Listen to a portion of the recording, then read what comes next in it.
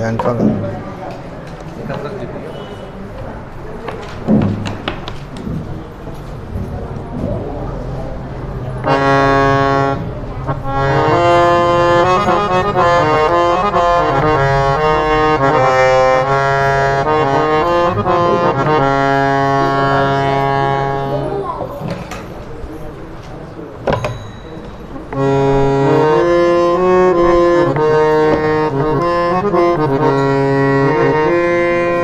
नारायण दीन दयालु रे भज मन राधे गोविंद। नारायण दीन दयालु रे भज मन राधे गोविंद। नारायण दीन दयालु रे भज मन राधे गोविंद।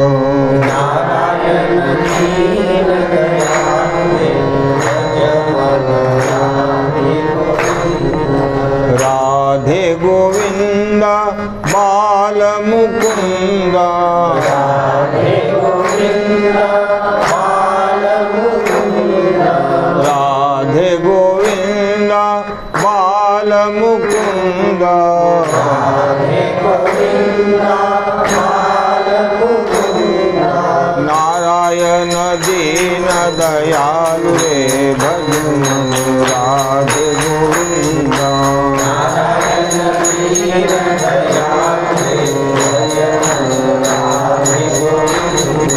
नारायण दीन दयालु रे भज मन राधे गोविंद।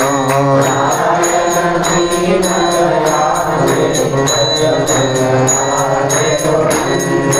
राधे गोविंद बाल मुकुंद। राधे गोविंद बाल मुकुंद।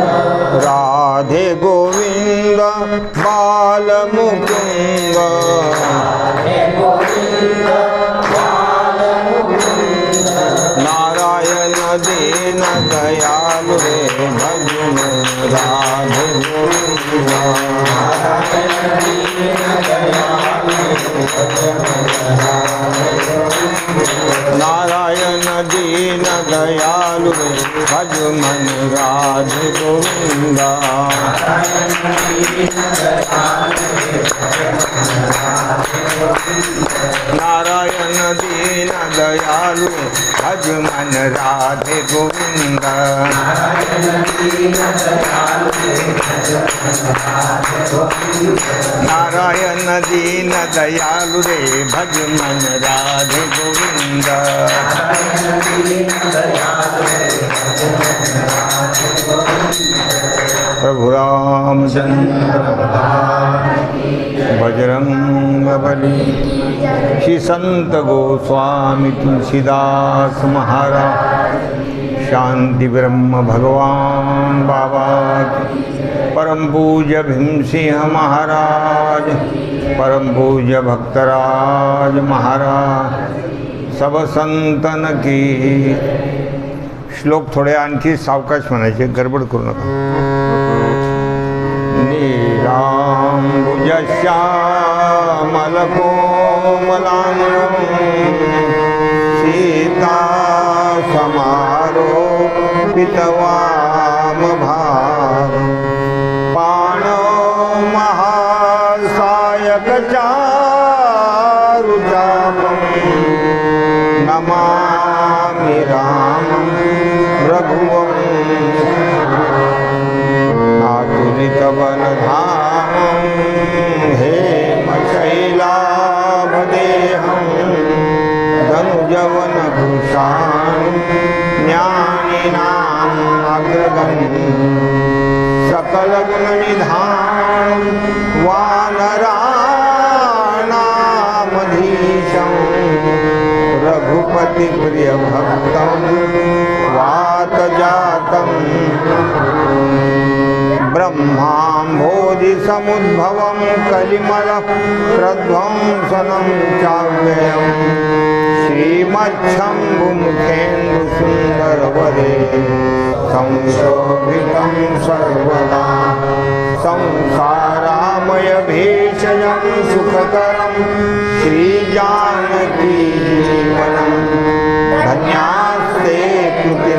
पिबन्ति सततं श्रीरामनामामृतं पुण्यं पापहरं सदा शिवकरं विज्ञानभक्तिप्रदं मायामोहमलापहं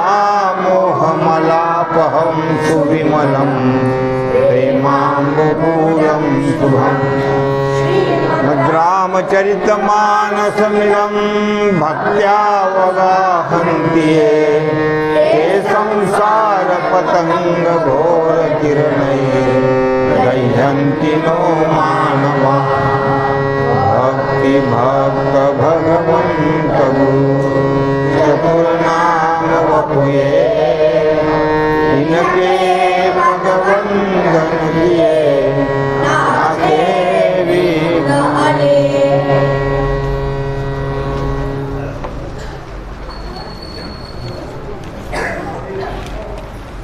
आनंदकंद भगवान रामचंद्र प्रभूची कथा भगवत साक्षात्कारी असलेले संत गोस्वामी तुलसीदासजी जगत कल्याणाकरता या ठिकाणी सांगतायत. या रामकथेचं सामर्थ्य आपण काल बघितलं की कुपथ कुतर्क कुचाली कली कपट दंभ पाषंड या कलियुगाचे जे दोष आहेत, वाममार्गानं जीवन जगणारे लोक आहेत, कुतर्की लोक जास्त असतील, कपटी माणसं, दांभिक माणसं, पण या सर्व दोषांचं दहन करणारी रामकथा आहे. दहन राम गुण ग्राम जिमी इंधन आणल प्रचंड. कितीही इंधन असलं तर त्या इंधनाला ज्याप्रमाणे अग्नी हा भस्म करून टाकतो, त्याप्रमाणे कलियुगामध्ये अनेक दोष जरी असले तरी सर्व दोषाला भस्म करण्याचं सामर्थ्य या रामकथेमध्ये, रामनामामध्ये आहे. असं इथपर्यंत आपण काल बघितलं होतं.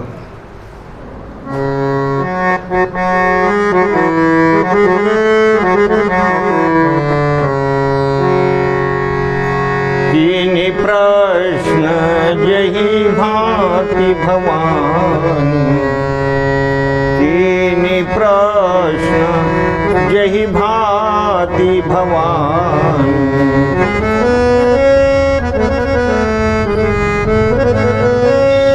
जही विधि शंकर कहाँ बखानी, जही विधि शंकर कहाँ बखानी,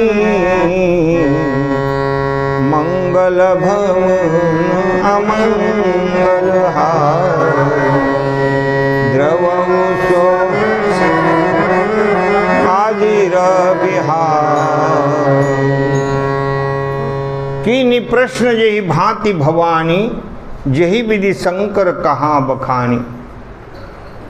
गोस्वामीजी सांगतायत की ज्याप्रमाणे भवानी म्हणजे पार्वती मातेनं ज्याप्रमाणे भगवान महादेवाला प्रश्न विचारले आणि भगवान महादेवानं विस्तृत सर्व गोष्टी सांगितल्या. जेही विधी शंकर कहा बखानी, बखानी म्हणजे सविस्तर वर्णन करून जे सांगितलेलं आहे ते मी तुम्हाला सांगणार. सो सब हेतु कहब मैं गाई, कथा प्रबंध विचित्र बनाई. त्या सगळ्या गोष्टी मी तुम्हाला सांगणार आहे. आणि या कथेला विचित्र असं शब्द वापरलेला आहे. तसं विचित्र शब्द हा कुठेही वापरता येत नाही. असं जर म्हटलो काय विचित्र कथा आहे तर तो शब्द बरोबर वाटत नाही. इथं जो शब्द वापरला आहे की कथा विचित्र बनाई. मग विचित्र शब्द वापरण्याच्या मागचा जो उद्देश आहे की या रामकथेमध्ये एकतर नरबानरी संगो कहू कैसे, नरवारणा वानराचं त्या ठिकाणी संभाषण आहे. कपी वानरसेना यांच्याशी भगवान रामचंद्र प्रभू संभाषण करतायत. अशा प्रकारचं या ठिकाणी थोडंसं एक जामवंत आहे, तो अस्वल आहे, अस्वलाशी संवाद आहे. जटायू पक्षी आहे, पक्षाशी भगवान बोलत आहेत. जटायूचा आणि भगवंताचा संवाद आहे. तर हे पक्षी कसे काय त्यांच्याशी बोलू शकतात, हे असं कसं घडू शकतं. समुद्रावर दगड तरणं हे किती अशक्य गोष्ट आहे, इम्पॉसिबल ज्याला म्हणतात. त्यामुळे याला थोडंसं विचित्र शब्द वापरलेला आहे. ही कथा जी आहे बाकी त्या शब्दाचा तसा अर्थ नाही, जसा आपण व्यवहारामध्ये वापरतो तसा नाही. जेही कथा सुनी नाही होई, जनी अचरजु करे सुनी कोई. जे माणसं ही कथा ऐकत नाही त्यांना थोडं ही कथा आश्चर्यकारक वाटणारच आहे. असं कसं घडू शकतं? ज्यांना ऐकणारे जे लोक आहेत ते, कथा अलौकिक सुनई जे ज्ञानी नाही अचरजु करही असं जाणी.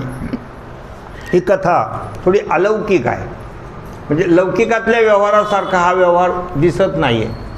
अलौकिक कथा आहे. एवढं मोठं 400 योजन समुद्र उल्लंघन करून जाणं, एकटेच हनुमंतरायाने संपूर्ण लंका नगरीला दहशत निर्माण करून देणं अलौकिक आहे.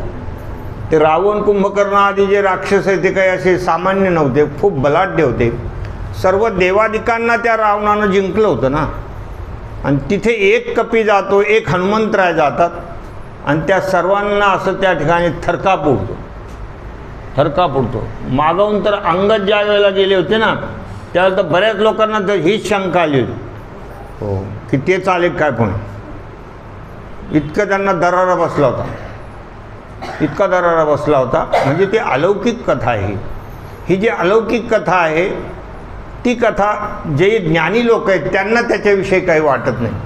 कथा अलौकिक सुनही जे ज्ञानी नाही अचरजुक करही असं जाणी. त्यांना काही आश्चर्य वाटत नाही, कारण त्यांना त्याचं ज्ञान असतं, संतांचा संग घडलेला असतो, ग्रंथावलोकन घडलेलं असतं. रामकथा के मिती जग नाही, अशी प्रतीती तिन्हके मन माही. कारण त्या ज्ञानी लोकांच्या अंतःकरणामध्ये अशी प्रतीती, अशी अनुभूती असते की या रामकथेचं कुठल्याही प्रकारचं मोजमाप करता येणार नाही. मिती म्हणजे मोजमाप. अपार अथांग अशा प्रकारची ती कथा आहे. नाना भाती राम अवतारा, रामायण सतकोटी अपारा. या ठिकाणी सतकोटी रामायण, ज्या प्रत्येक कल्पामध्ये भगवान रामचंद्र प्रभू अवतार घेतात आणि लीला करत असतात. म्हणून नाना भाती राम अवतारा, अवताराला येतात. रामायण सतकोटी अपारा. कितीतरी रामायण आहेत, आपल्याला थोडेफार नाव माहीत आहेत. कितीतरी रामायण, प्रत्येक कल्पामध्ये ही जी कथा आहे, ही जी रामलीला आहे ही थोड्या थोड्या फरकानं आहे. आणि काकभुषुंडी गरुडांचा संवाद थोडा फरकानं तुम्हाला वाटेल, भगवान महादेव पार्वतीचा संवाद थोड्या फरकानं वाटेल, भारद्वाज याज्ञवल्क्य आहेत. अशा प्रकारे वेगवेगळ्या कल्पातल्या ह्या सगळ्या कथा आहेत.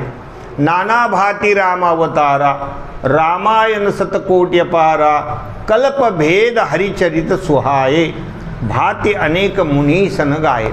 अनेक ऋषीमुनींनी वेगवेगळ्या प्रकारानं हे चरित्र गायलेलं आहे, कल्पभेदाप्रमाणे थोड्याफार कथेमध्ये. म्हणून तर आपल्याला वाटतं की या रामायणामध्ये ही कथा नाही आहे, आणि आहे तर ती अशा पद्धतीनं आहे ही कथा रामायणामध्ये, असं दाखवलेलं आहे. जसं आता भावार्थ रामायणामध्ये रावणाचं आणि जटायूचं खूप घनघोर युद्ध दाखवलेलं आहे, खूप घनघोर. ते इथं थोडक्यात आलेलं, थोडक्यात दाखवलेलं, तेवढं काही जास्त वर्णन केलेलं नाही. लंका दहनाचं जे वर्णन केलं ते भावार्थ रामायणामध्ये खूप विस्तृत वर्णन आहे, खूप वर्णन आहे. आणि इथे फक्त शॉर्टकट लिहिले गोस्वामीजींनी, कपिके ममता पूछ पर सबई कहो समुझाई, तेल बोरी पट बांध कर पावक देऊ लगाई. बस एवढ्या याच्यामध्ये ते सगळं झालं. काही असतात ना शॉर्ट हँड वगैरे असं, की खूप काही असे काही असतं, त्याचा एक मला वाटतं अभ्यासच आहे ना शॉर्ट हँड वगैरे. हां, थोडक्यात असं त्यांना ते काही स्टे नोशन, म्हणजे खूप काही बोललं ते थोडक्यात त्यांना लिहिता येतं. त्यांनी जे लिहिलेलं ते थोडं असतं, पण ते जेवढं बोललेले ते तेवढ्यावरून ते सांगू शकतात. त्यांनी जे केलेले ग्रथित त्याच्यावरून ते सांगू शकतात. त्याप्रमाणे तुळशीदासजींच्या रामायणामध्ये काही काही गोष्टी विस्तृत आपण सांगू शकतो, अशा प्रकारे त्यांनी ते ग्रथित केलेलं आहे. म्हणून वेगवेगळ्या पद्धतीचं भाती अनेक मुनी सन गाये, करियन संशय असवुर आणि सुनिय कथा सादर रतिमानी. गोस्वामीजी सांगतायत की तुम्ही संशय नका आणू मनामध्ये, मोठ्या आदरानं कथा ऐका. गाती ऐकती सादर, आदरानं कथा ऐकायला पाहिजे. कुठली गोष्ट आदराने, जया परमार्थी चाड तेने सांडावे लिगाड, धरोनी भजनाची चाड नित्य नेम आदरे. आदर फार महत्त्वाचा आहे. आदरानं ही कथा ऐका. करियन संशय असगुर आणि. हे असं कल्पभेदाप्रमाणे वेगवेगळ्या प्रकारात थोड्याफार कथा आहेत, पण त्यामुळं मनामध्ये कुठल्याही प्रकारचा संशय आणू नका. सुनीय कथा सादर रतिमानी. याच्यामध्ये रती म्हणजे प्रेम निर्माण ठेवा, आदरानं ऐका. काही काही रामायणामध्ये ज्यावेळेला रामेश्वराची स्थापना केली त्यावेळेला सीतेला आणलं होतं पूजेसाठी, असंही काही रामायणामध्ये आहे. कारण पती पत्नी असल्याशिवाय पूजा करता येत नाही. तिथे ते प्राणप्रतिष्ठा करायची होती ना. काही काही म्हणतात की सुपारी खवली, असे वेगवेगळ्या प्रकारे म्हणतात. कोणी म्हणतं कमराला सुपारी लावली होती, ती इकडं अशा प्रकारच्या ह्या कथा आहेत. पण आणलं होतं असं म्हणतात काही याच्यात काही त्याचा उल्लेख नाही. म्हणजे ती कल्पभेदाप्रमाणे वेगवेगळ्या प्रकारच्या कथा आहेत. आणि पूजेकरता मुख्य यजमान म्हणून रावणाला बोलवलं होतं. रामेश्वर म्हणजे रावण हा महादेवाचा काय होता? भक्त होता, निश्चिम भक्त होता. म्हणून भगवान रामचंद्र प्रभू म्हणतायत की रामेश्वराची स्थापना करायची. करऊ ह्या रामेश्वर स्थापना. आणि भगवंताच्या अंतःकरणामध्ये संकल्प सुरला तर आता ही प्राणप्रतिष्ठा करण्यासाठी योग्य ब्राह्मण कोण? अधिकार संपन्न ज्याला म्हणतात, ज्याला मंत्रतंत्र वगैरे सगळे येतात. मग त्यांना वाटलं रावणाशिवाय तर काही कोणी दिसत नाही. मग आता रावणाला आमंत्रण दिलं, व आमचं असं काम आहे, येतो मग. असंही एका रामायणामध्ये असं काय आहे उल्लेख आहे. मग रावण आला. रावणानं ती सगळं यथासांग प्राणप्रतिष्ठा करून दिली. करून दिल्यानंतर तर दक्षिणा. ब्राह्मण म्हणलं का दक्षिणा द्यावीच लागते ना. तर प्रभू रामचंद्राने सांगितलं की दक्षिणा काय देऊ? रावण म्हणला तुम्हीच वलकल घालून फिरू राहिले, कंदमुळं फळ खाऊ राहिले, मला काय दक्षिणा देणार आहे? आणि मला दक्षिणा घ्यायला मला काय तोटा गेला आहे? 101 रुपये नाही घ्यायला मला काय तोटा गेला काय? तुम्ही काय देऊन देऊन मला देणार आहे? म्हणजे माझी सोन्याची लंका आहे, तुम्ही मला काय देणार दक्षिणा? नको आहे म्हणून दक्षिणा. आता भगवानही हसू लागले, म्हणे बरोबर आहे त्याचं, तर आपण याला काय दक्षिणा देणार आहे? याच्याकडे काहीच गोष्टीची कमी नाही, सगळे देवादिग्याच्या ताब्यामध्ये सोन्याची नगरी, काय करायचं म्हणे याला दक्षिणा? बरोबर आहे म्हणले तुमचं. मग आता काय? दोन्ही हातानं असं म्हणतो ना आपण, हात जोडून घेतले, ठीक आहे, छान झाली म्हणले प्राणप्रतिष्ठा. मग रावण निघाला थोडा लांब गेला आणि परत त्याच्या डोक्यात आलं काहीतरी. तो आला परत, म्हणे एक दक्षिणा द्यावं. म्हणजे आता काय दक्षिणा द्यायची? म्हणले ज्या वेळेला मी लंकेकडं तोंड फिरून जाईल तेव्हापासून तुमचं हे जे रूप आहे ते माझ्या डोळ्यासमोर येऊ देऊ नका. कारण या रूपानं मला एवढं वेळ लावलं आहे म्हणले, नाही तर मग रामायण आजच संपलं समजा. मग पुढं काहीच घडणार नाही. जे काही पुढं घडायचं ते काहीच घडणार नाही. एवढीच मला दक्षिणा द्या की हे रूप तुमचं डोळ्यासमोर येऊ देऊ नका. असं भगवंताचं अलौकिक रूप होतं. तर अशा वेगवेगळ्या रामायणामध्ये वेगवेगळ्या प्रकारच्या कथा आहे. कबंध रामायण आहे, राधेश्याम रामायण आहे, अशा वेगवेगळ्या प्रकारच्या रामायण आहेत त्याच्यामध्ये. म्हणून कोणी याच्यामध्ये संशय घ्यायचा नाही.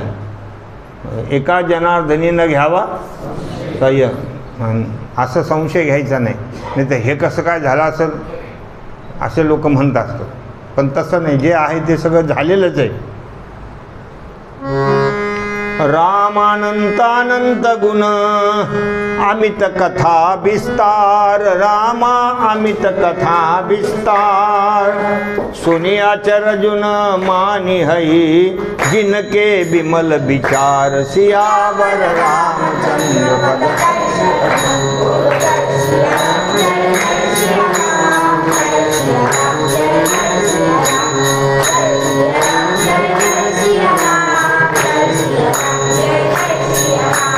राम अनंत अनंत गुण. कारण भगवान हे अनंत आहे, त्याचं काही थाळच नाही. परमात्म्याच्या बाबतीमध्ये आपण काय सांगू शकणार की भगवान असा आहे तसा आहे? येतो वाचा निवर्तनते, जेथं मनाची नखी नलगे दृष्टीची, जेथं दृष्टी नरगे ते इंद्रियाखीर जोगे काही होईल. अशा प्रकारे भगवान अनंत आहेत. अनंत गुण आहेत भगवंताच्या. अनंत म्हणती माझ्या स्वामी ते, अनंत गुण त्या ते म्हणून या. मग काही विशिष्ट गुणानं युक्त असलेला पुरुष वेगळा, परमात्म्याकडे अनंत गुण आहे. म्हणजे याचं मोजमापच करता येणार नाही. अनंत अशा प्रकारचे तदपि तव गुणानाम ईशपालंद आहे, असं याच्यामध्ये आहे बघा, महिम स्तोत्रामध्ये आलेलं आहे की ह्या संपूर्ण समुद्राची शाही केली आणि आकाशाचा कागद केला तदपि तव गुणानाम, तरीच भगवंताचे गुणानुवाद वर्णन करता येणार नाही. असे अनंत गुण आहेत. अमित कथा विस्तार, अमित म्हणजे अनंत कथा आहेत भगवंताच्या. वेगवेगळ्या भाषेमध्ये लोकांनी लिहिलेलं आहे, अनेक कवींनी लिहिलेलं आहे, अनेक ज्ञानी लोकांनी, पंडितांनी, जे कोणी लोक आहेत, ज्यांना ज्यांना या रामकथा लिहिण्याची इच्छा झाली, अनेकांनी आपल्या याच्यामध्ये लिहिलेलं आहे. वेगवेगळ्या पद्धतीनं सगळे लोक सांगत असतात. ते आत्ताचे एक कवी आहेत, त्यांनी पण लिहिलेलं आहे ना, ते रामायण कोणतं म्हणतात, कुशलभ रामायण, गदी माडगुळकर, हां गीत रामायण, म्हणजे ते सुद्धा त्यांनी लिहिले. ते पण काही जण गीत रामायण पण सांगतात. अशा वेगवेगळ्या पद्धतीचं रामकथा आहे. अनंत कथा आहेत, अनंत कथा, अमित कथा विस्तार, सुनी आचरजुन मान्य ही जिनके बिमल विचार. पण या सगळ्या कथेमध्ये थोडाफार फरक जरी त्यांना जाणवला तरी ज्यांचे विचार चांगले आहेत, ज्यांची बुद्धी शुद्ध आहे, ते त्याच्यावर संशय घेत नाही. बिमल विचार म्हणजे ज्यांचे विचार चांगले आहेत, ते कधीच म्हणणार नाही की तुलसीदासजींच्या रामायणामध्ये हे आलंच नाही आणि काहीतरी दुसरं त्याच्यामध्ये टाकलेलं आहे, असं ते कधीच म्हणणार नाही. कारण ज्या ज्या गोष्टी त्या भगवंतांनी त्या लीला केलेल्याच आहेत. अनेक साधू संतांनी अंतर्दृष्टीनं त्या बघितलेल्या आहेत, त्याप्रमाणे ते लिहिलेलं आहे. नाथ महाराजांच्या सुद्धा भावार्थ रामायणामध्ये ते स्वतः लिहितात की मी कधी जर थकून गेलो आणि झोपलो तर भगवान रामचंद्र प्रभू मला त्या झोपेतून उठवतात की काय झोपला, उठ, लिही पुढं. असं भगवत साक्षात्कारी संत आहे ते. त्यामुळं त्यांनी जे लिहिलेलं आहे ते सगळं योग्यच आहे. यही विधी सब संशय करी दूरी, शिरधरी गुरपद पंकज धूरी. या ठिकाणी गोस्वामी सांगतायत, यही विधी सब संशय करी दूरी, संपूर्ण संशय मी बाजूला केलेले आहेत. शिरधरी गुरपद पंकज धूरी. आता मी माझ्या सद्गुरुनाथांची जी रज आहे, चरणाची रज, ती माझ्या मस्तकावर धारण करतो. श्री गुरु चरण सरोज रज निजमन मुकुर सुधा. हे जसं आहे त्याप्रमाणे माझ्या सद्गुरुनाथांच्या चरणरजाला मी माझ्या मस्तकावर धारण करतो, असं म्हणतो. हे निरपेक्ष मुनिम शांतम त्यंघ्री रेणुभी. तिथे सुद्धा त्या रजाचंच वर्णन आलेलं आहे. तर ते चरणरज माझ्या सद्गुरुनाथांचे, शिरधरी गुरपद पंकज, गुरपद पंकज म्हणजे माझ्या सद्गुरुनाथांच्या चरणाची रज माझ्या डोक्यावर, धुरी म्हणजे माझ्या मस्तकावर घेऊन, पुनि सबही बिनवहु कर जोरी, करत कथा जयी लागन खोरी. आता पुन्हा सर्व श्रोतिगण्यांना, सर्वांना, जे माझ्या कथेला श्रवण करतील, वाचतील, ऐकतील, हे सगळ्या लोकांना पुन्हा एकदा मी हात जोडतो, असं तुलसीदासजी सांगतात. पुनि सबही बिनवहु कर जोरी. सर्वांना मी हात जोडून विनंती करतो, करत कथा जेही लागन खोरी. म्हणजे ही मी कथा करत असताना कोणाला दोषाचा स्पर्श होऊ नये, कोणाला कुठल्याही प्रकारचा दोष वाटू नये. या कथेमध्ये सर्वांना हात जोडून विनंती आहे, सादर शिवैनाई अबमाथा, बर्णव बिसद राम गुणगाथा. मोठ्या आदरानं पुन्हा एकदा भगवान महादेवाला साष्टांग दंडवत करून आणि या ठिकाणी बर्णव बिसद राम गुणगाथा. आता मी रामगुणगाथा विस्तृत अशी सर्वांना सांगणार आहे. संबत सोर सैयकतीसा, करव कथा हरिपद धरीशीसा. संवत 1631 ही रामकथा भगवान महादेवाच्या चरणावर नतमस्तक होऊन प्रारंभ केलेला आहे लिखाणाला. त्यावेळेला गोस्वामी तुलसीदासजींचं वय 77 वर्षाचं होतं. 77व्या वर्षी तुलसीदासजींनी ही रामकथा लिहायला घेतलेली आहे. त्या अगोदर अनेक साधू संतांची भेट झाली. त्यांना काकभूषुंडीचंही दर्शन झालेलं आहे. त्यांना भारद्वाज आणि याज्ञवल्क्यांची सुद्धा कथा श्रवण करायला मिळाली. वारक क्षेत्रामध्ये सद्गुरुनाथांच्या मुखातून सुद्धा कथा ऐकलेली आहे. आणि मग तो संकल्प त्यांना झालेला आहे. अनेक त्यांनी प्रशिक्षण घेतलेलं आहे. आपल्या सद्गुरुनाथांकडे, अनेक पंडिताकडे ते राहून संस्कृत अभ्यास केलेला आहे. 15 वर्षापर्यंत ते गुरुग्रही राहिले. हे सगळं कसलेलं जीवन ज्याला म्हणतात, मेहनतीनं प्राप्त करून घेतलेलं अत्यंत दिव्य अशा प्रकारचं जीवन आहे की आपल्या जीवनातले सगळे श्वास ज्यांनी भगवंताच्या सेवेकरता खर्च केलेले असे गोस्वामी तुलसीदासजी महाराज ते संवत 1631 कथेला प्रारंभ करतात. नवमी भौम भौमबार मधुमासा अवधपुरीय चरित प्रकाशा. अयोध्या नगरीमध्ये तिथी नवमी होती. नवमी तिथी ही फार गोड तिथी आहे, श्रेष्ठ तिथी म्हटलेली नवमी तिथी. तर असं हे ज्या नवमी तिथीमध्ये भौमबार, भौम म्हणजे मंगळवार, भौ म्हणजे मंगळवार, आणि मंगळवारी नवमी मधुमास म्हणजे चैत्रमास. चैत्रमासाला कोणता मास म्हणतात? मधुमास, चैत्रमास. नवमी भौम बार मधुमासा अवधपुरीय चरित्र प्रकाशा. अयोध्या नगरीमध्ये या चरित्राला प्रारंभ झालेला आहे. जही दिन राम जन्मश्रुती गावई तीर्थ सकलतहा चली आवई. त्या दिवशी प्रारंभ झाला ज्या दिवशी भगवान रामचंद्र प्रभूचा जन्मदिन होता, म्हणजे नवमी. भगवान कधी प्रकट झाले? रामनवमी म्हणतो ना आपण, ती रामनवमी. अत्यंत पवित्र अशा प्रकारचा तो पर्व काळ. तीर्थ सकलतहा चली आई. त्या नवमीच्या दिवशी अयोध्येमध्ये संपूर्ण या भूमीवर जेवढे तीर्थ आहेत ते सगळे तिथे दर्शनाला येत असतात. सगळे तीर्थ, जसं पुंडलिक रायाच्या समोर लोहदंड नावाचं जे तीर्थ आहे पंढरीला, तिथे रोज 12 वाजता सगळे तीर्थ येतात. रोज 12 वाजता दुपारी बरोबर माध्यान्ह कालाला सगळे तीर्थ त्या लोहदंड तीर्थावर येतात. म्हणून बरेच लोकांना ही माहिती असल्यामुळे पंढरपूरला जर कोणी गेलं तर बरोबर 12 वाजता तिथे जाऊन स्नान करतात. पुंडलिक रायाच्या समोर लिहिलेलं आहे तिथं असं लोहदंड तीर्थ म्हणून, तर तिथे स्नान करतात 12 वाजता. पण ज्यांना माहिती आहे त्यांना, ज्यांना माहिती नाही ते असं चंद्रभागेचं स्नान करत असतात. पण त्या 12 वाजता जर केलं तर सगळे दोष आपले निघून जातात. मागचे पुढचे काय असतील नसतील ते सगळे पातक निघून जातात.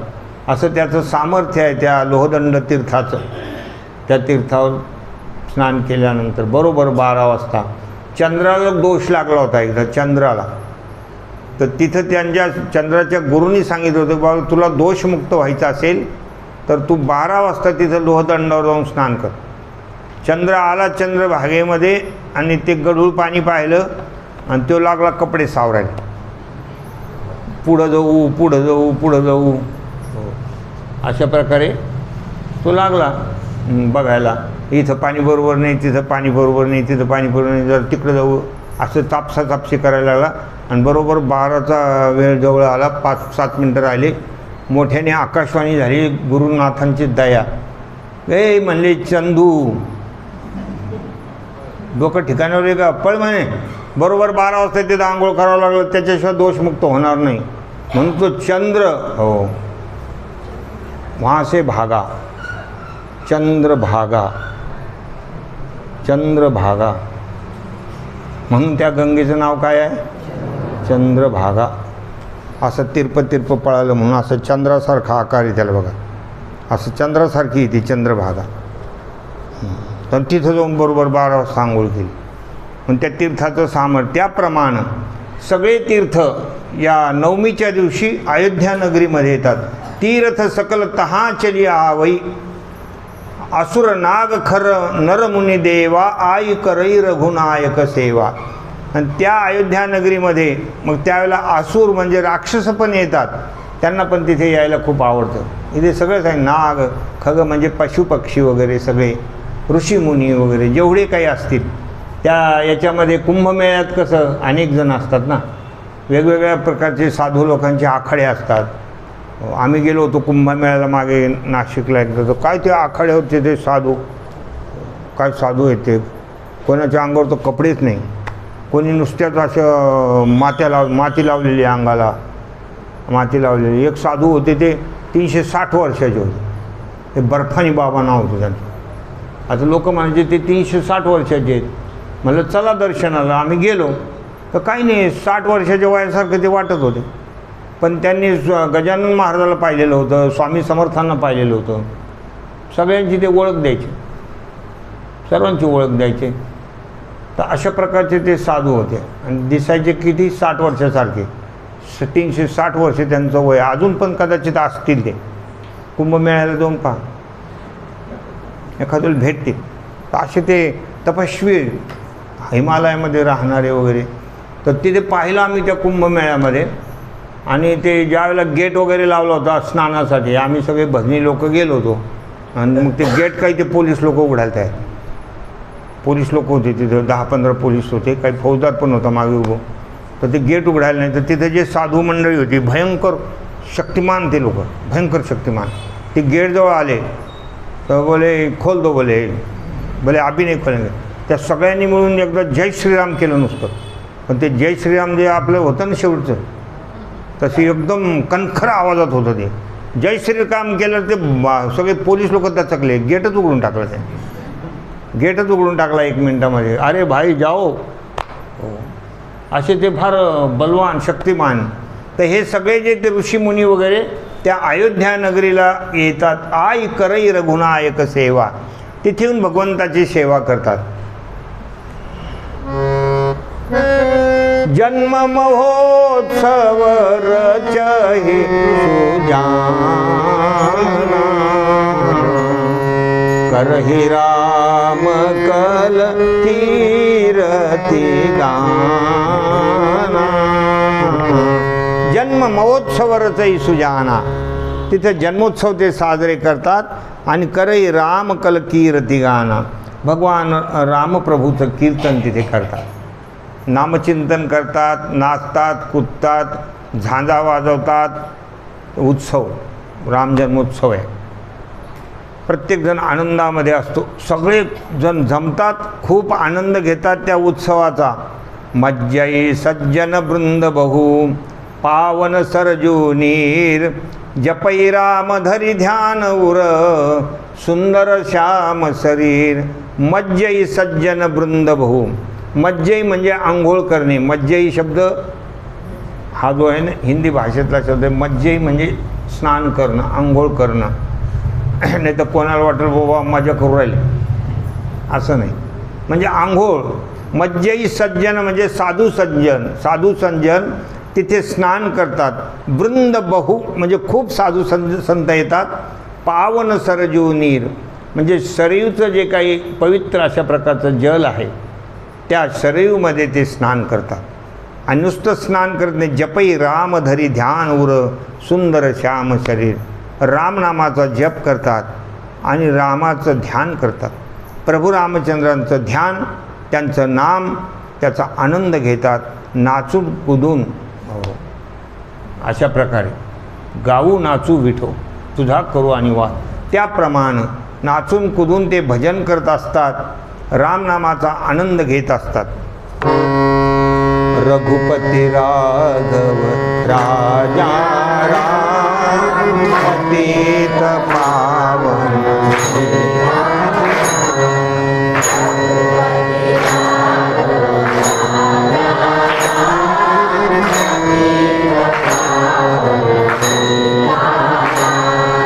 पतित.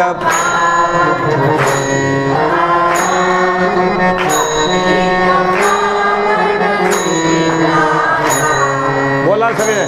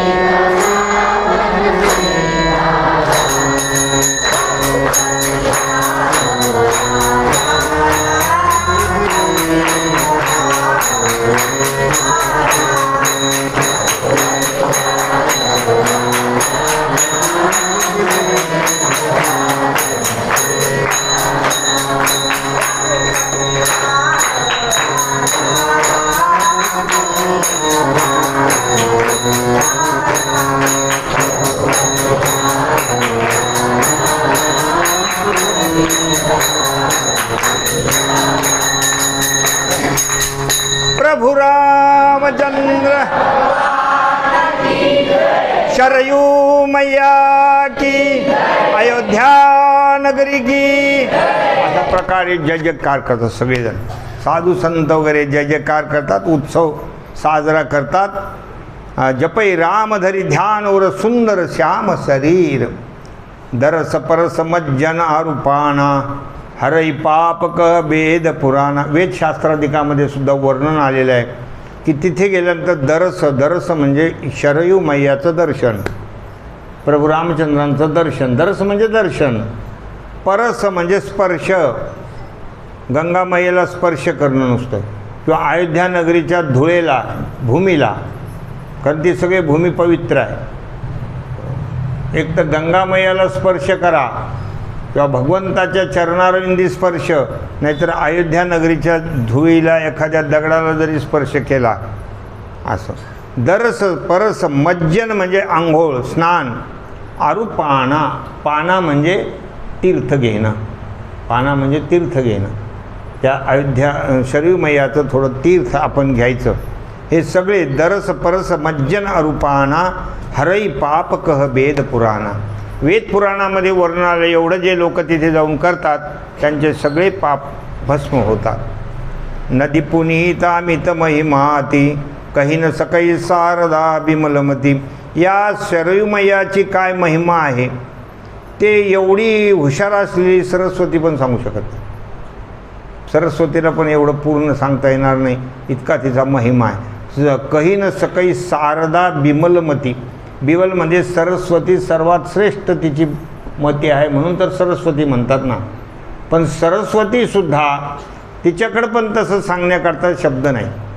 असं त्या शरयू मैयाचा काय महिमा आहे, अगाध महिमा आहे त्याचा. रामधामता पुरी सुहावनी, लोक समस्त विदिता ती पावनी. ही रामधामता म्हणजे ही प्रभू रामचंद्रांची ही नगरी, अयोध्या नगरी अत्यंत सुहावनी म्हणजे अत्यंत गोड, अत्यंत पवित्र, अत्यंत सुंदर. लोक समस्त विदिता ती पावनी. संपूर्ण लोकामध्ये, परलोकामध्ये सगळ्या ठिकाणी त्या नगरीचं वर्णन करतात. पूर्ण विश्वामध्ये विदित म्हणजे प्रसिद्ध असलेली ती शरयू मैया आहे. चारी खानी जग जीवा पारा, आवद तजे तनु नाही संसारा.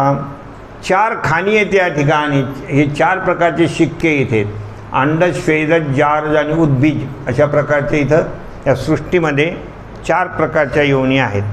अंडज म्हणजे अंड्यातून निर्माण होणारे प्राणी. हा चिमणी कशातून निर्माण होते? अंड्यातून. हे जे आहे कोंबडी अंड्यातून, हे सगळे अंड्यातून निर्माण, त्याला अंडज म्हणतात. अंड्यातून निर्माण होणारी प्राणी अंडज. स्वेदज म्हणजे घामापासून निर्माण होणारी सृष्टी.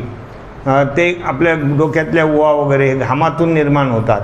किंवा एखादी गरमाटीचं वातावरण झालं तर काही बघा आपण म्हणतो आता पाऊस यायचा अंदाजे, बरेच किडे निर्माण होतात, बरेच किडे निर्माण होतात. कधी कधी एकदम मुंग्याचे झोपकेच तयार होतात.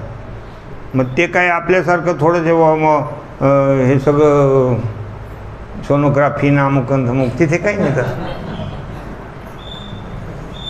आपोआपच निर्माण होते, घामातूनच निर्माण होतात ते.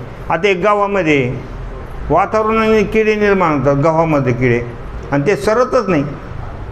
जसं काय आमरपाटच घेऊन आलेलेच, निघतच नाही ते. तुम्ही साळून ठेवा, दुसऱ्या दिवशी पुन्हा रेडी. हो, तू चल मैं आया, अशा प्रकारे त्याला काढलं की दुसरा लगे मागे आहेत तयार. अशी ही स्वेदसृष्टी. अंड, उद्बीज म्हणजे बियापासून निर्माण होणारे गहू, ज्वारी, बाजरी हे सगळे जे बियापासून निर्माण. जारज म्हणजे अशा प्रकारे आपण गाई वगैरे हे सगळे जे आहेत, मनुष्य आहे, हे सगळं जारज सृष्टी आहे. तर हे चारी खानी जग जीवा पारा, आवद तजे तनु नाही संसारा. याच्यातला कोणी जरी अयोध्येमध्ये जर मरण पावला तर त्याला परत जन्म मरण नाही. हे चारी खाणीचं सांगितलं. म्हणजे किडा मुंगी जरी मेले तरी त्यांना जन्म मरण नाही. इतकं अयोध्येचं काय सामर्थ्य आहे. काही लोक मला म्हणत असतात महाराज आता जन्म मरण नको, तिथे जाऊन मरा, अयोध्येला जाऊन मरा. तुम्हाला जर जन्म मरणातून सुटायचं असेल तर इथं रामायणामध्ये लिहिलेलं आहे. काही त्याच्यात गोष्ट अवघड नाही. तिथं जायचं, राहायचं, मरूस तर झालं काम. आवद हो आवद तजे नाही तनु संसारा. पुन्हा ही तनु हे शरीर पुन्हा घ्यायचं काही कारण नाही, कारण हे काही फार चांगलं नाही. आपल्याला जे मनुष्य शरीर मिळालं आहे हे पण एकदम चांगलं म्हणता येत नाही, हे सुद्धा वाईटातलंच चांगलं आहे. जन्माला येणं हे मुळात वाईटच आहे ना, जन्माला येणं हे मुळात वाईटच आहे, पण मनुष्य शरीर मिळालं हे वाईटातलं काय झालं, चांगलं झालं. आम्ही दृष्टांत देऊन काही गोष्टी सांगत असतो. एका माणसाची पत्नी मरण पावली आणि मघा नक्षत्राचा पाऊस चालू होता. सगळे नाते गोते सगळे जमा झाले, अंत्यविधी करता सगळेजण जमा झाले. पत्नी चांगली होती, तोही रडत होता, बाबा चांगली गुणी होती, सगळं होतं, कधी कधी परत परत बोलत नव्हती, तो बी रडत होता. अशी होती तशी तिचे गुण सांगत होता आणि पुन्हा म्हणत होता काय करू आता, एकुलती एक पुन्हा. हो त्याच्यामुळं खूपच तो रडू लागला. लोक समजत होते वाईट झालं वाईट झालं वाईट झालं चांगलं, पण काही केल्या पाऊस उघडाना. आता ते अंत्यविधीला सगळे खोळंबले ना लोक. बाकीचे येणाऱ्या जाणाऱ्याला थोडंच एवढं काही हे असतं, दुःख असतं, ते आपले फक्त संबंधाच्या दृष्टीने येत असतात. पण 4-5 घंटे टाईम गेल्यामुळे लोक परेशान झाले. कोपऱ्या कापऱ्याला जाऊन कोणी चहा घेऊन ये, कोणी भजे खाऊन ये, असे भले तऱ्हेतऱ्हेचे लोक असतात. ते दुःख व्यक्त करणारेचे मोठे गमती आहेत. हो एक जण तर नुसतं ती घटना कळाल्याबरोबर लगेच आत गेला बायकोला, म्हणले असे मोठे मोठे 2 प्लेट पोहे कर बरं, तिथं आता लई वेळ लागणार आहे. म्हणजे एवढे पोहे खाऊन आला. पुन्हा आल्याबरोबर लगेच कसकानं तोंड केलं, बाबा बाबा नुसतं कानावर घटना ऐकली, पाय जड झाला. आता पाय एवढे पोहे खाल्ल्यावर पाय जड नाही होतं काय होणार आहे, कसं काय पाय उचलत तुझं सांग बरं तू. तर हे असं सगळं चाललं होतं. तेवढ्यामध्ये खूप त्रस्त झाले लोक. एकदमच पाऊस उघडला तर सगळ्याच्या तोंडात एकच शब्द, चांगलं झालं चांगलं झालं चांगलं झालं. आता चांगलं झालं का वाईट झालं, वाईटच झालं. त्याची बायको गेली हे वाईट झालं, पण पाऊस उघडला हे वाईटातलं काय झालं, चांगलं झालं. तिला करणार काय ठेवून, तिला काय कोणी मेल्यावर कोणी ठेवत नसतं. किती प्रेमाचा मनुष्य असं कसंही असू द्या, कोणी असंच म्हणलं का याला एखादं प्रेम करा त्या ठेवून म्हणणे याला नकं जाणं नको, असं कधी घडलं का, असं शक्यच नाही. उलट त्या तयारीतच असते, सगळे बाहेर सावरूनच असते जिकडं तिकडं करायच्या मागे.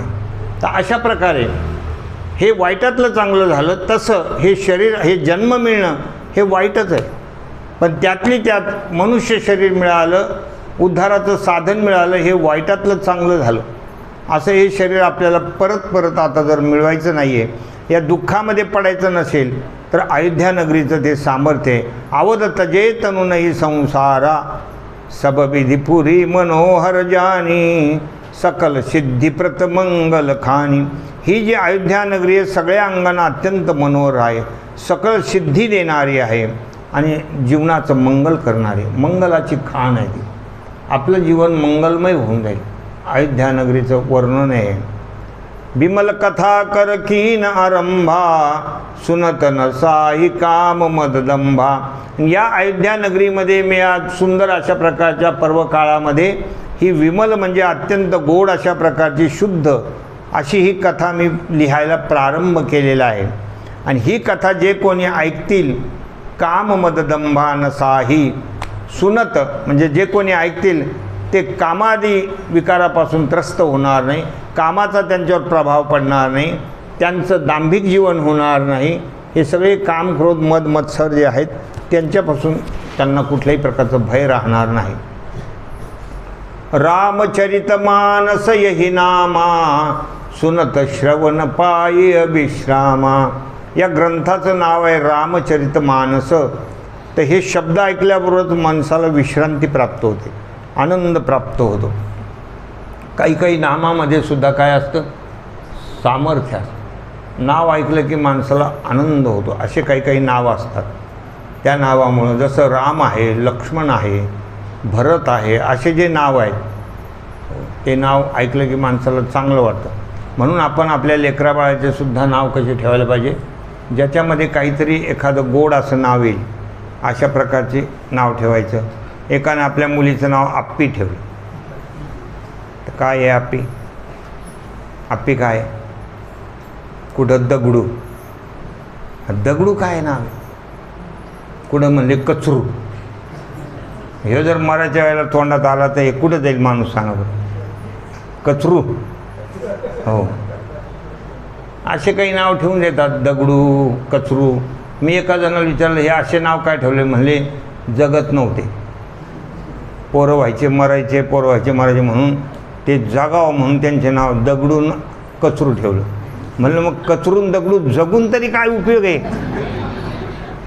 जगून तरी काय उपयोग. अशा प्रकारचे नाव काय, कसं सुंदर नाव पाहिजे मला, सुंदर अशा प्रकारचे नाव ठेवलं पाहिजे. तुझं काय नाव आहे? परशुराम. अरे याला म्हणतात नाव. तुझं रे? मला माहिती आहे, नाथ, नाथ महाराज. तुझं? रुद्र. हे अशा प्रकारचे नाव. तर त्याच्याने काय होतं, ऐकल्यानंतर समाधान प्राप्त होतं. नावामध्ये गोळा. आता गंगूबाई आहे, ह्याचे जे नाव अगोदर ठेवायचे, द्रौपदी, तर तिला ते बायका धरुपदा असं काही बी काय. अरे ती द्रौपदी आहे, द्रौपदी नाव आहे ना, नाही धुरपदा, काही पण असं बिघडून ठेवायचं काही पण तिचं नाव. हां, तर चांगली नाव आहेत, त्याच्याने आपल्याला द्रौपदी किती श्रेष्ठ नाव आहे, अशा प्रकारचे नाव ठेवायचे. पण आता हल्ली मात्र कसे कसे नाव आहे, असे जीभसुद्धा ओळख नाही, असे कसे बी नाव ठेवून देतात. हो, शिंग. आता काय हे काय नाव आहे शिंग. म्हणलं वो हे कसं उच्चार करावा आता. नाही ना, आमच्या आवडीचं आहे ना. अरे मग चिंगम तरी म्हणणं कमीत कमी. हो, चिंगम. ते असं जिथं बसलं तिथून उठतच नव्हतं. म्हणलं मग याला चिंगम, चिंगम तरी म्हण. चुंकाई असं नुसतं काही बी नाव ठेवून द्यायचे. तर असे चांगले नाव. तर हे जे नाव आहे खूप आनंद प्राप्त करून देणारं हे नाव आहे रामचरितमानस. मन करी विषय अनल बन जरई, होई सुखी जो यही सर परई. या ठिकाणी मनरूपी हत्ती जो आहे आपला, हा मन म्हणजे हत्ती म्हणजे फार बलाढ्य आहे हे मन. हत्तीपेक्षा याच्यात खूप बल आहे. मनाचं बल फार मोठं आहे. मनामध्ये एवढी शक्ती आहे, एवढं पळणारं ते मन आहे. याला जर मुंबईला जायचं असेल तर एक पलभरमध्ये जातो. विमान जाऊ शकत नाही इतक्या लवकर मन तिथे जातं. मनाची इतकी गती आहे. बहुत चंचल चपळ चंचलांनी म्हणत कृष्ण प्रमाची बलदृढ म्हणलेले आहे. अशा प्रकारचं हे मन आहे. नाटाच्या अभंगाचं एक पुन्हा अभंग आहे त्याच्यावर. काय काय करतो या मना परिनायके नारायणा, करू नये त्याची करी विवंचना, पतनाने वादरिले. भलती असावे धावे सैराट. सैराट, झिंग झिंग झिगाट, ऐक नाही, अशा प्रकारचं कुठेही पळतं ते. हो, भलती असावी, नाही त्याच्या मागेच, नाही त्याच्या मागेच, तिकडेच पळतं त्याच्यातलं. एका जणांनी नवऱ्याला विचारलं त्या बाईने, म्हणे तुम्ही सैराट पाहिला का? म्हणले पाहिलं. तुमच्या ध्यानात आहे का ती सैराट, ती आरची काय चालू होती? म्हणले बुलट. आरची, मला माहीत नाही बरं का, ते असं ते बोलणं झालं, ते आरची बुलट चालू होती. तर ती बायको म्हणाली मला बुलट घेऊन द्या, मला पण बुलट घेऊन द्या म्हणे. ते अशी म्हणाली. म्हणजे तुला बुलट घेऊन देतो, पण ती नाही हिरीत उडी मारलेली, तू मारती का बोल. हो, तर अशा प्रकारचं हे खूप मन जिकडे तिकडे पळत राहतं, खूप पळत राहतं. तर ते मनरूपी हत्ती ते विषयरूपी अग्नीनं जळू राहिला, नुसतं त्याला ताप, त्याला त्या ठिकाणी दहा होऊ राहिला. मन करी विषय आनल बन जरई. हो, या ठिकाणी या अग्नीनं ह्या मनरूपी हत्ती ज्या वनातला, या वनातला मनरूपी हत्ती, या वनातला हा त्या ठिकाणी विषयाने पंचविषयाच्या भोगाने जळू राहिला. पण त्या हत्तीला जर वनातून, जळत्या वनातून जर सुख पाहिजे असेल तर त्यांनी या सरोवरामध्ये, अयोध्या नगरीमध्ये येऊन त्याच्यात बुडी मारायला पाहिजे. होय सुखी जो यही सर तर, या समुद्रामध्येही ते या. तुमचा कितीही मनरूपी हत्ती त्रस्त झाला असेल, आग लागली असेल, तापत्रय अग्नीचा लागला वनवा, कवन रिघे आड कवन करी सावा धावा, अशा प्रकारची स्थिती झाली असेल तर तुम्ही इथे अयोध्या नगरीमध्ये शरीरमध्ये या, तुमचा सगळा दहा शमन होऊन जाईल. असं याचं वर्णन आहे या चोपाईमध्ये. होय सुखी जो यही सर परई. काय झालं, काय झालं? हां, पाणी वगैरे द्या ना.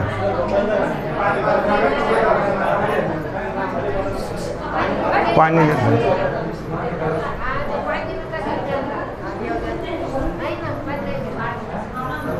कशाचा त्रास होतो त्यांना?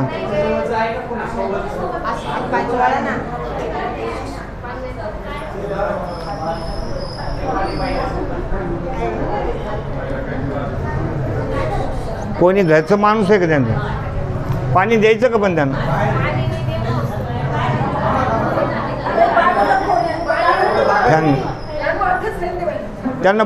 त्यांना विचार ना काय त्रास होला. थोडं उठून उभा राहता का?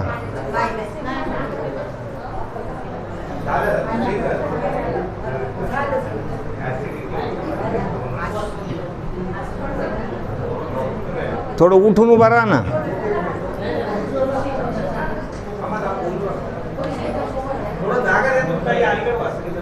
थोडी हवा, साखर वगैरे द्या त्यांना थोडी.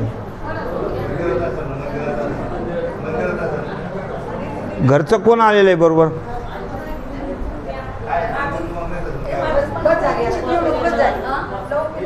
असं होत असतं कधी मध्ये होतो का त्रास? उपासमुळं? उपास करू नका म्हणजे असं.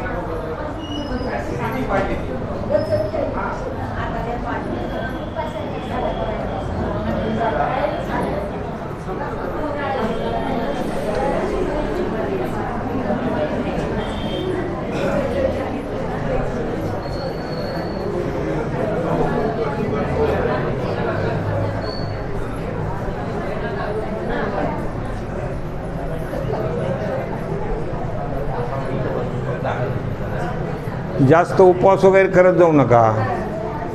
थोडं व्यवस्थित खायचं वेळच्या वेळी. श्री गुरु चरण सरोज रज निज